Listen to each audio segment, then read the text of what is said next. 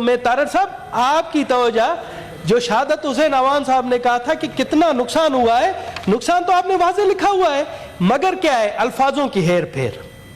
سر 2022 اور 23 میں جو ریلوے کا ریونیو ہے وہ 63 ارب روپے ہے اور جو اخراجات ہیں وہ 110 ارب، تو نقصان کتنا ہوا؟ 47 ارب۔ تو شہادت حسین عوان صاحب کی بات تو صحیح تھی، تو اس کو الفاظوں کے ہیر پھیر میں کیوں آپ لوگ نے الجھایا ہوا ہے؟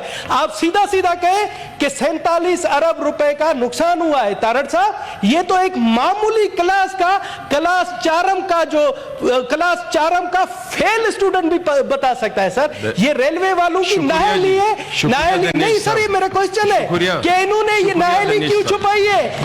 میں چاہتا ہوں طارق صاحب یہ بتائیں کہ جب آپ کہہ رہے 63 ارب روپے کی ان کی انکم ہے اور خرچہ ہے 110 ارب ہے تو نقصان کتنا ہوا؟ یہ تو سیدھا جواب ہے سر۔ تو پلیز آپ یہ اس پر بتائیں۔ مگن تھے، یہ بات میں نے ابتدائیے میں بیان کی تھی اور لکھ کے دی ہوئی ہے۔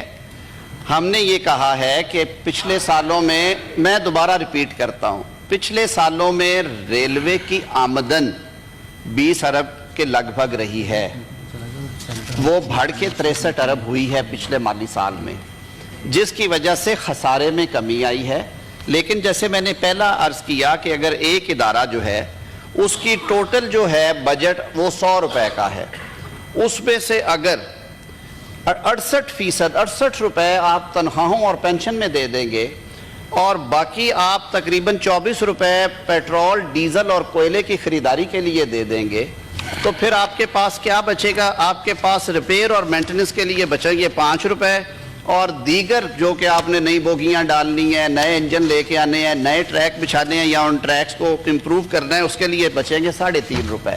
تو یہی میں نے عرض کی تھی کہ یہ بڑی کمپلیکس ہو گئی ہے صورتحال۔ سب سے جو بڑا بوجھ ہے پاکستان ریلوے پہ ہمارا قومی ادارہ ہے، اسی لیے ہم کہتے ہیں کہ حکومت کاروبار نہ کریں سر۔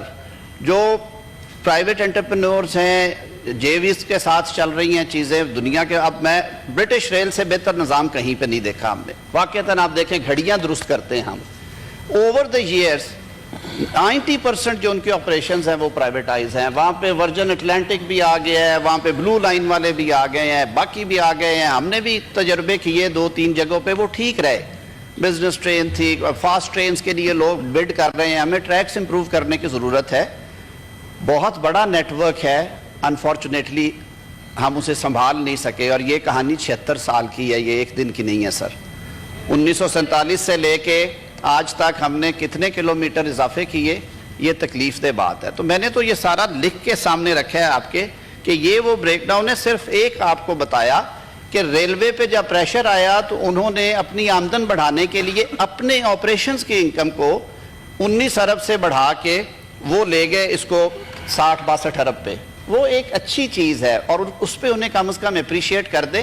اب ان کے اخراجات میں کمی کیسے آنی ہے وہ بھی اپنا کام اس پہ کر رہے ہیں۔ آپ معزز ایوان کی جو کمیٹی میں بریفنگ میں آئے گی، آپ اچھی تجاویز دیں، یہ سمجھ کے دیں کہ یہ ہمارا قومی ادارہ ہے، ہم سب نے اس کو بہتر کرنے کے لیے، پاکستانی عوام کی سروسز بہتر کرنے کے لیے اچھی تجاویز دینی ہے۔ میری دعا ہے کہ یہ ادارہ ترقی کرے، یہ غریب آدمی کی سواری ہے۔ بہت شکریہ۔ یہ چونکہ یہ